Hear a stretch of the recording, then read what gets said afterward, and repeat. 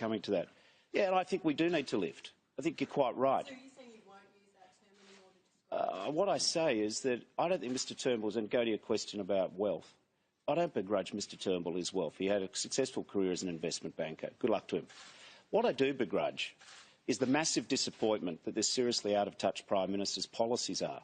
Like, how out of touch is it to give a $50 billion corporate tax giveaway to the largest companies in Australia and at the same time chase Centrelink recipients for a few $100s?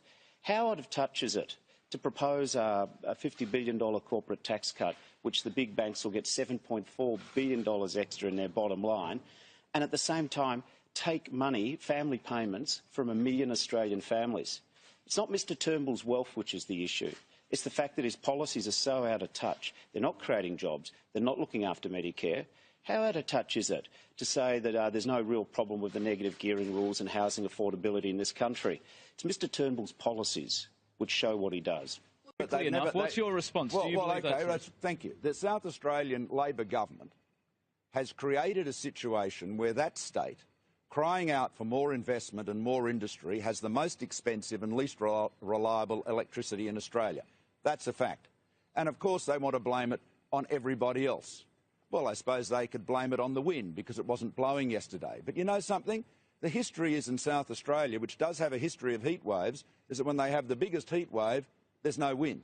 And when there's no wind, all their windmills are not generating electricity.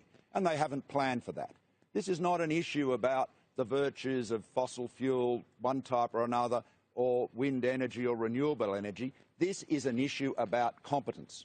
We stand for efficient, objective management of energy. The Labor Party, driven by ideology, is putting Australian households and businesses at risk. And you see in the West Australian election, the West Australian Labor Party is now calling for a 50% renewables target. Labor is drunk on left ideology on energy, and they are putting Australians' livelihoods, their businesses and their households at risk. And on that note, I must go to the House.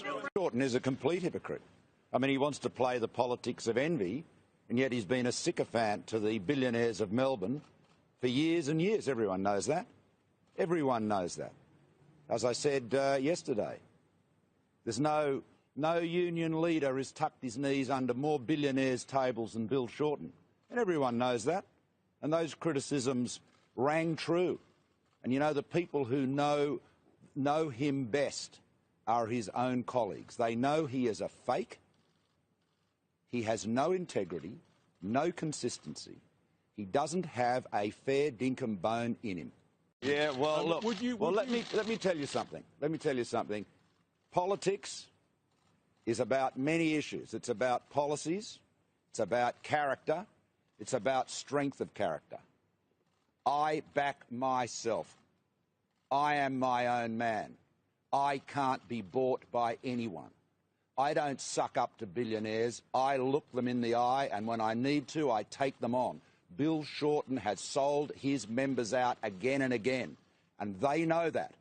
It's one of the oldest unions in Australia, perhaps the oldest, the Australian Workers' Union. He sold their members out, and that's a fact. That's not rhetoric. That's not a political line. That's fact. It's in the Royal Commission. He sold them out then, he's selling them out now, and he'll sell them out again, because that's his character. Look at him on company tax. He says, oh, no, you can't cut company tax. That's terrible. Malcolm's helping his rich mates. The lines I repeated in the House yesterday. Bill Shorten has made the case for reducing company tax as eloquently as anyone.